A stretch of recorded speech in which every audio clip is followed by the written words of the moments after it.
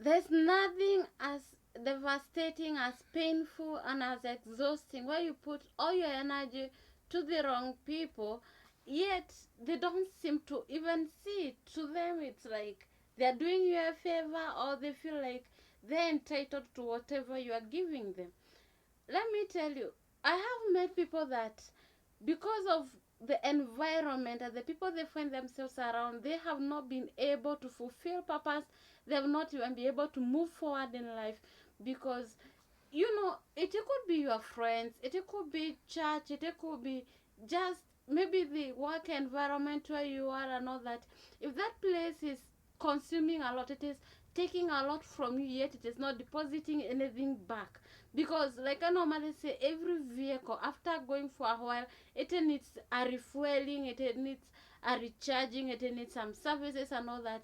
But if you find that you are the only person that is giving your all, and yet there is no one that is bringing in a substitute to come and try to help refill what you have already used, they are always about after taking, and no one is depositing back to you, then I'm sorry, you're in the wrong place. And the last thing you want is to find yourself depressed, to find yourself exhausted and tired.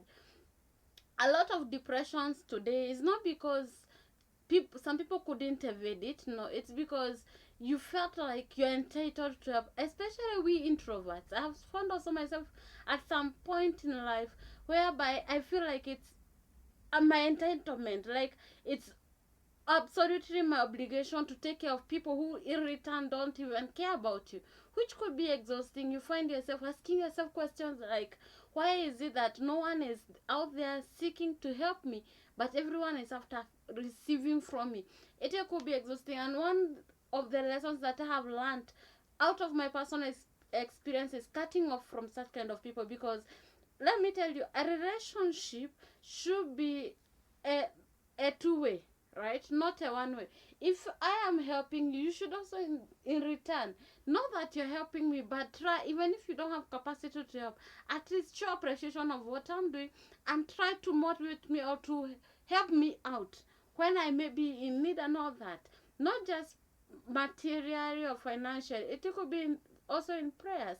But you find that the generation we find ourselves in is one of the most critical and one of the most selfish people we have around, is when everyone wants to receive from you, yet no one wants to give back. Everyone like, if you find yourself in that kind of a circle, please cut off from them, because at the end of the day you have your life to live. Others, it may be your home.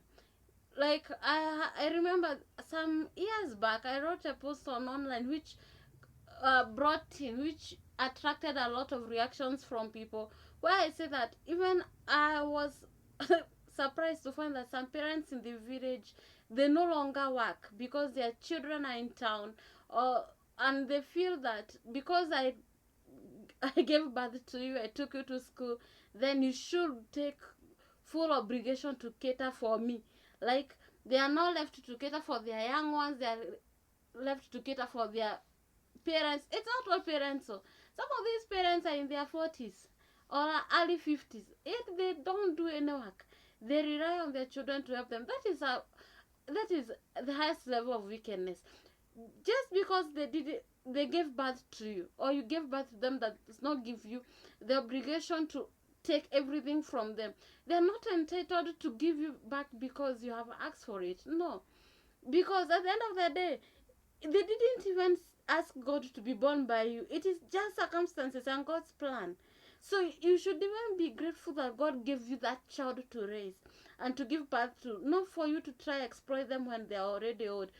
A lot of these young people, I have met some young people that are unmarried, not because God has not spoken, not because they don't have people they love that they would want to live with, but because the responsibility from their home is so enormous. They are the ones that is doing everything, yet their finances does not even support themselves, leave alone supporting their family. So they are like, okay, if I even bring a spouse, a wife, or maybe I get married to a husband, how will my family cater? How will this and that happen? You're wounding your generation without because of your selfishness. I would request, please, cease from it, because it is really destroying a lot. This generation, especially the millennial generation, you know, these people that were born in 70s, 80s, or maybe, yeah, 60s at some of them, but mostly from 70s, 80s, these people, please, if you are a parent, understand. If you, no, the question I was asking in that post, you as a parent, because you're torturing your child and giving them all, you know, all the responsibility at home, you, what are you doing for your own parents?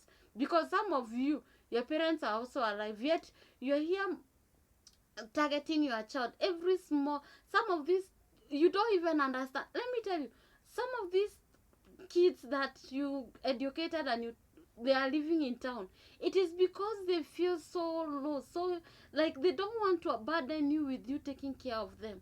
Some of them are here pulling carts up and down, trying to do manual jobs, working in construction sites, pushing wheelbarrows, selling water and all those things, selling sweets and being vendors along the highways just to maintain themselves, because they don't want to come back home.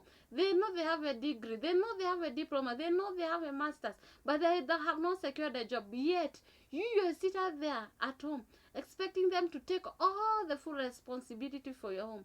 Why are you a parasite? Like, oh God, listen, you need to wake up. If you are in a place whereby it's only your energy that is being exhausted, others are at rest, please quit. If you are a child with that kind of a parent, please cut them off. For now, cut them off. I don't mean that you should sever ties with them. No. What I mean is cut them off from all your, like, first, how will you even help someone when you yourself you are suffering? You need first to protect yourself. The Bible says, love your neighbor as you love yourself. First, you need to love yourself. What you can't do to yourself, don't do to others. You don't have capacity to love anyone more than you. But that fear that was planted to some of our children is what is causing all these problems. May God help our generation in Jesus' mighty name. Thank you so much, guys, for being part of this podcast. I'm yours truly, Matu Triumphant JT, and until I come here next time. Shalom.